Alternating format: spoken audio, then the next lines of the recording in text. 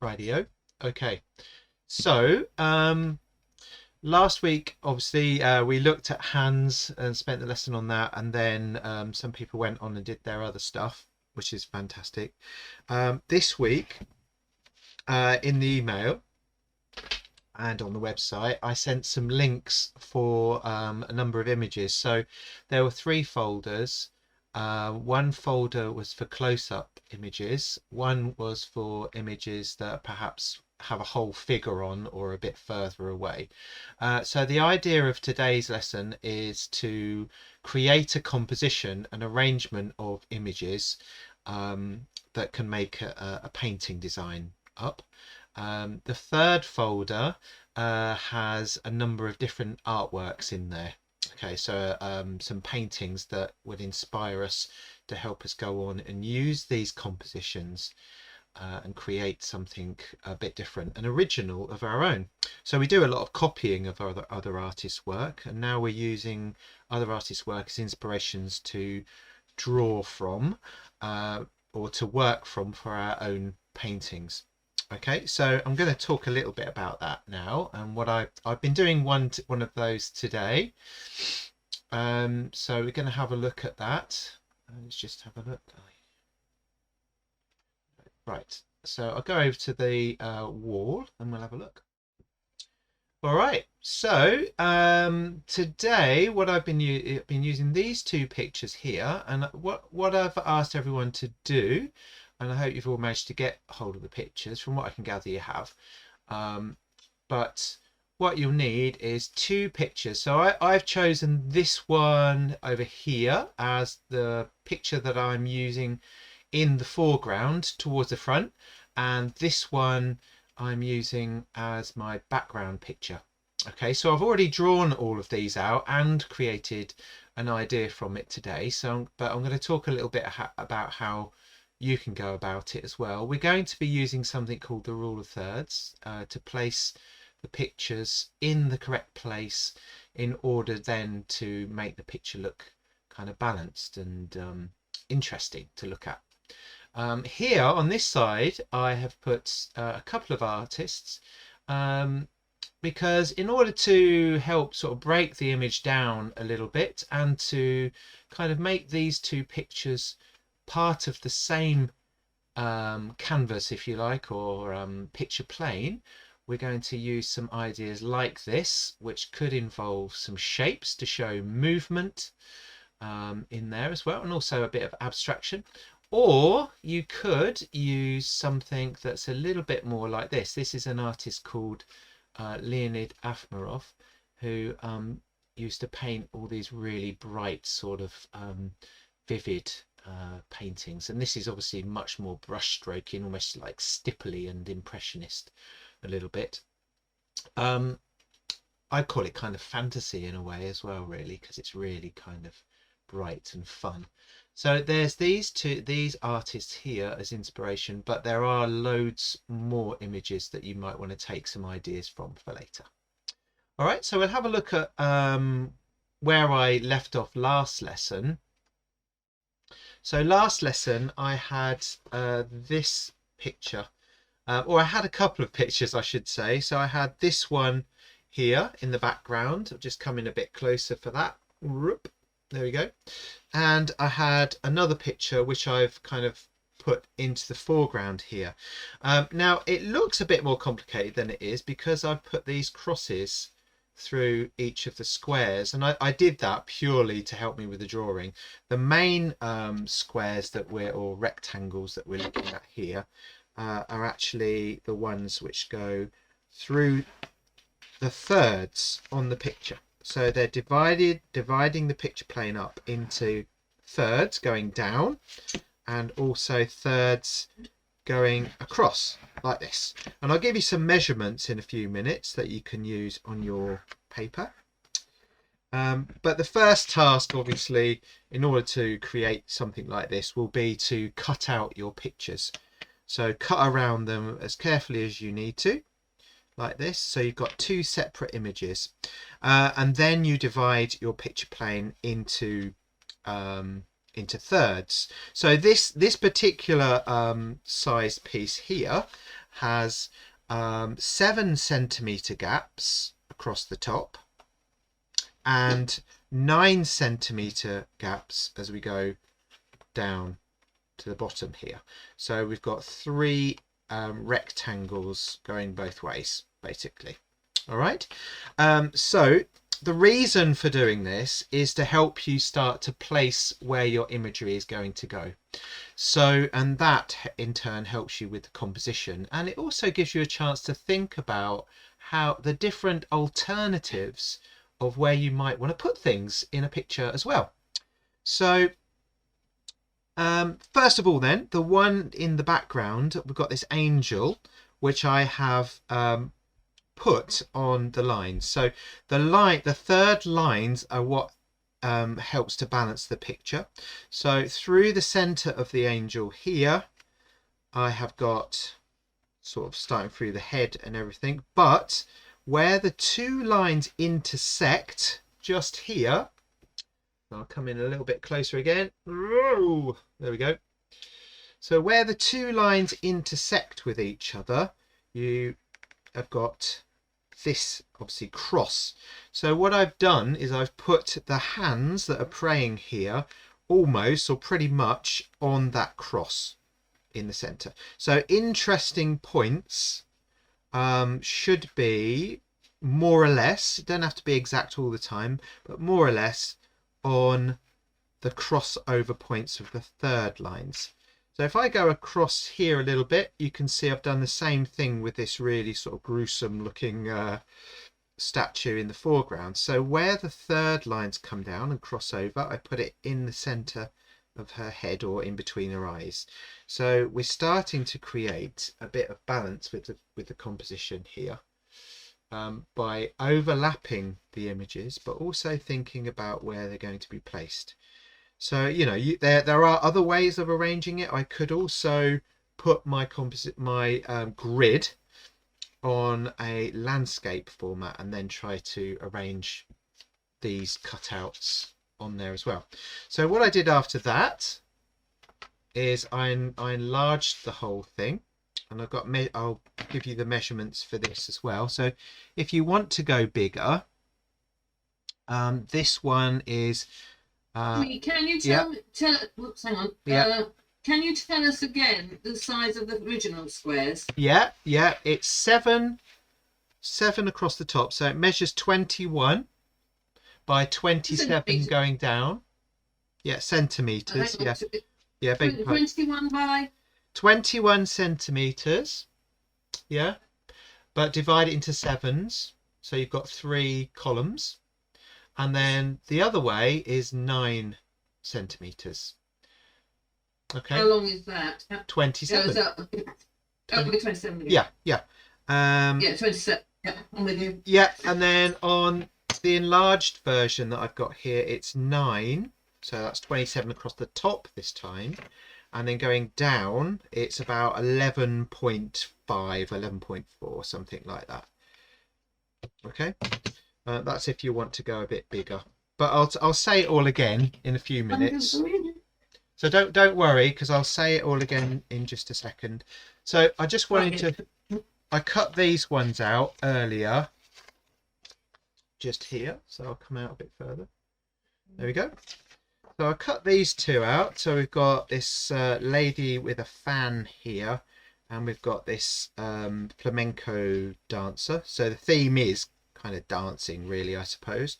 But what I can do, you see, with these is I could do some alternative ideas before I decide on the final one. So on this one, I might have her fan at the intersection of those 2 lines, like we were just talking about a few minutes ago.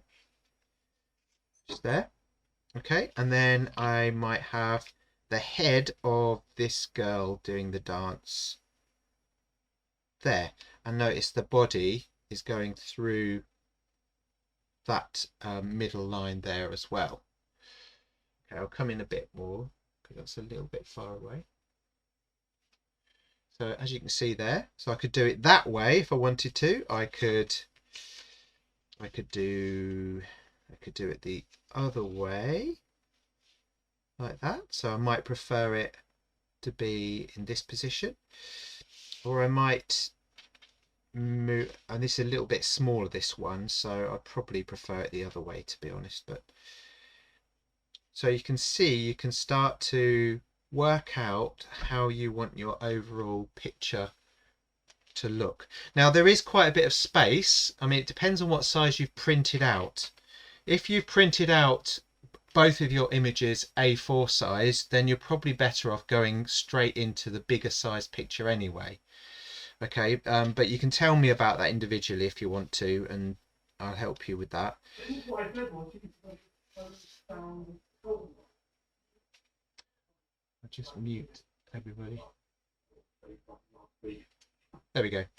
Right, so that's the idea basically, is that we're going to create a composition based on the theme of dance, and we're going to put these ideas together. Now the next stage is then to work out what to do with the rest of it and how to make this image kind of become one image, if you like, how to make it gel in a way. So I'll show you the one that I was working on today. So this is exactly the same grid, but I had this close-up of this lady here, and I did move her around a little bit with this other one, and decided I quite liked the way she was turned with her back facing this girl, like she was distracted by something while this other one was dancing over here. So I gridded that in exactly the same way, used the thirds. So I've got her earring on the crossover point of the top thirds and the one on the far right, and then over here I've got the fan on the crossover point and her body going straight down like that.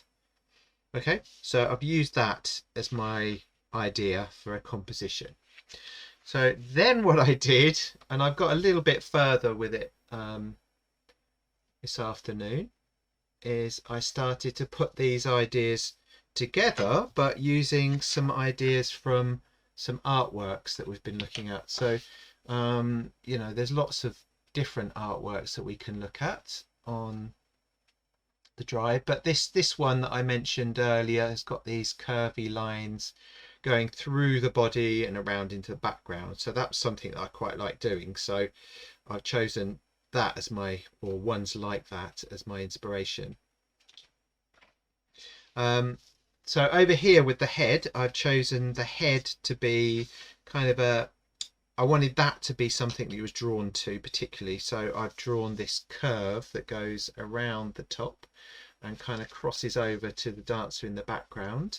One bit that I was quite keen on as well is her dress at the bottom. Her dress at the bottom has this kind of frilly bit. So what I've done is I've taken that and I've drawn it around, drawn a line around there, and then done a curvy line right around and over the front of the other dancer, so it kind of links and combines the two images with each other a little bit more. And then this ribbon kind of shape that I've drawn in, I've carried it on around her hip and then up and around and off the picture, so it kind of creates a little bit more movement. And then following that, I used my pencil to just add some indications of where I'd like some darker areas to be in the picture. So I'd shaded around the curve here and underneath her chin in this background shape and up here and so on. So I thought a little bit about where I want the dark tones and shadows to go. Okay, so I mean, but you may not get to that stage today. It depends how quickly you can draw the picture out. So most students today took most of the lesson to draw out their design before starting to paint, which is absolutely fine, because I'll talk a little bit more about techniques and things as well next week. Okay, so this is what we're aiming to do today, is to create a composition using the rule of thirds. All right. So, did anyone want to ask me any questions or got anything else to ask? Yes, Linda, you want the measurements again? Oh, can't hear you.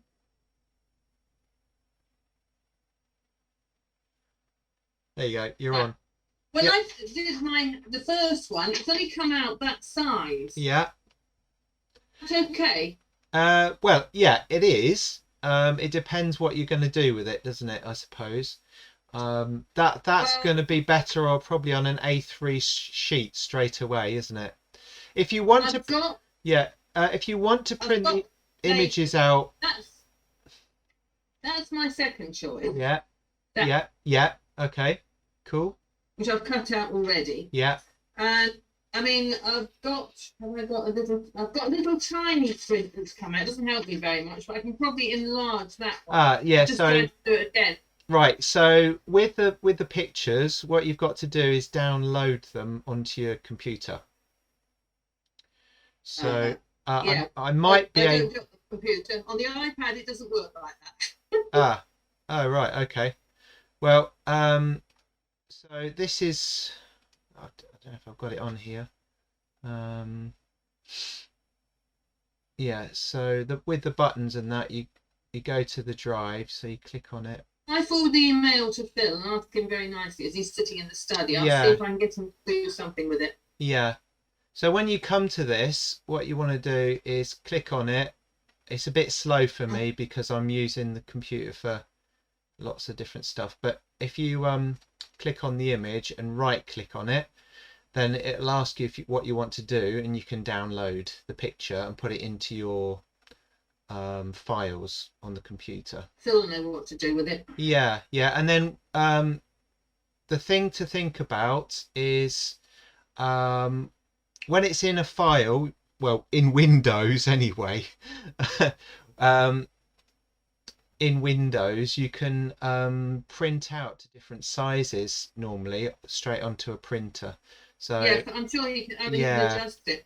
But yeah, the only other I'm not problem familiar with Apple as much as I am Windows. I mean, use Windows all once the Phil's time. got it, then I'm sure he can do more with it. But the only other problem then I've got, your comments about putting various, it might work. I've got to work out where the crossings are.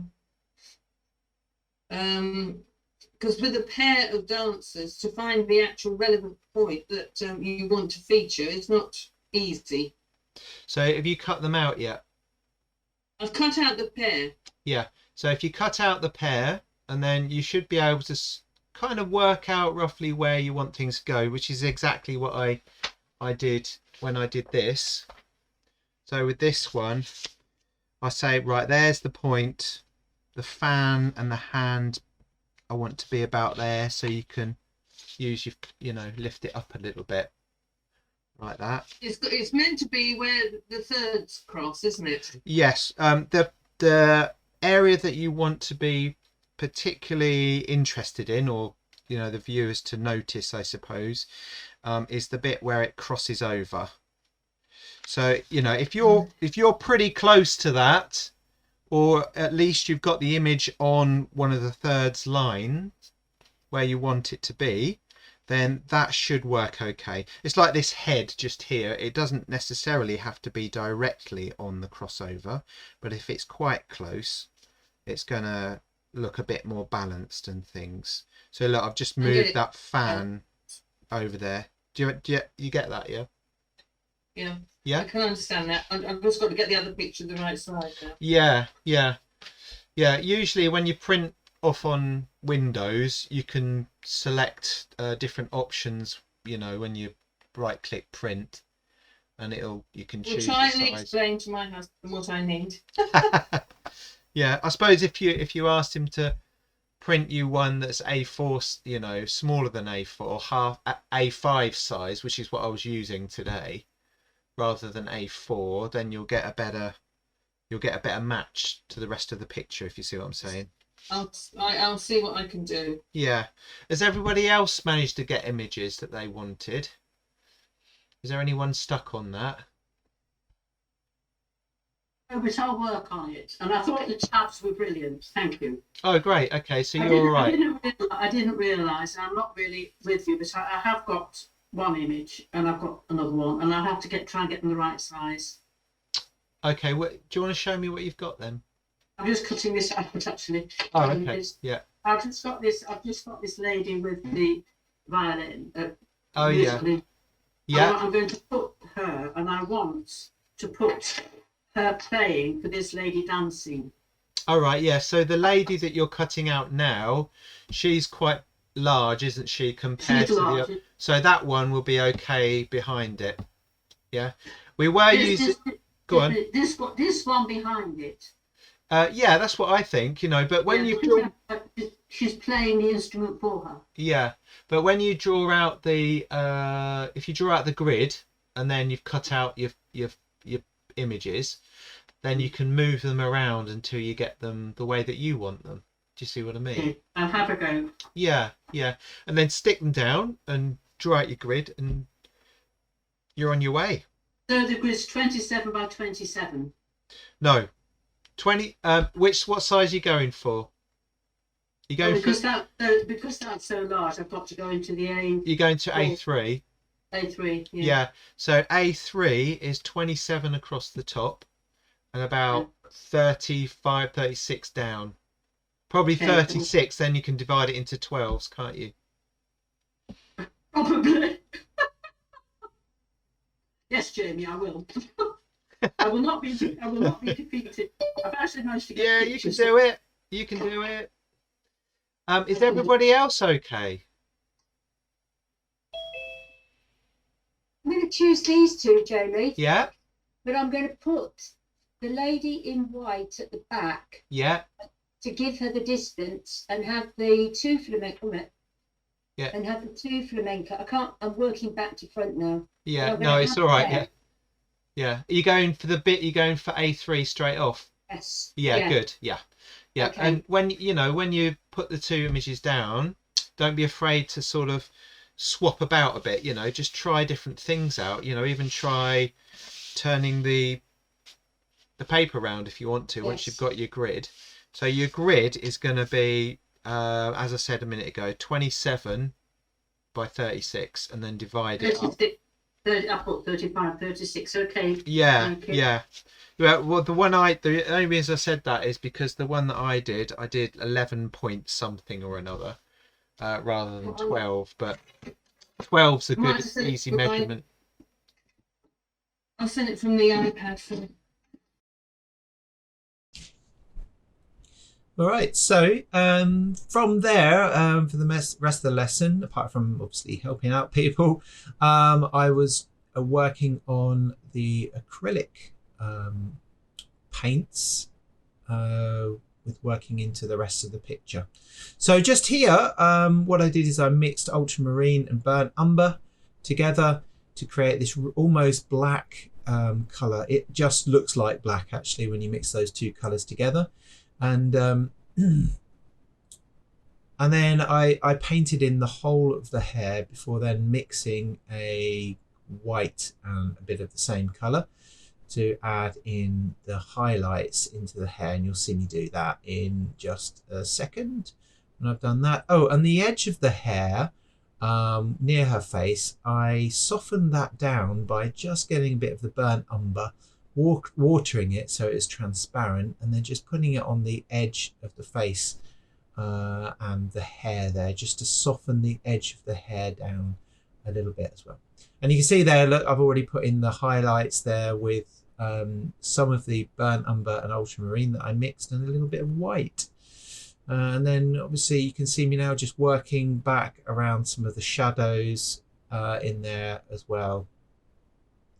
Earlier on, when I did the skin on the face, what I did is I picked up this skin tone, or this skin colour, pale skin colour that is, of course, painted over the whole of the face, and then worked back in with some tonal work, which would have been using, again, burnt umber, and perhaps just a touch of ultramarine to add in the shadows on there.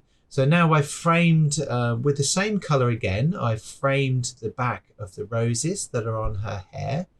And then just finished by, because there is an intersecting line just there, I've added some burnt sienna and the skin tone, and then gone back over with white to enhance the graduated tone from her back over onto her shoulder as well, and the white used for a highlight. So here I'm using a red, obviously, orangey red, over the flowers, over the whole thing, and that just creates the backdrop, if you like, or the undercoat for me then to work back over more easily with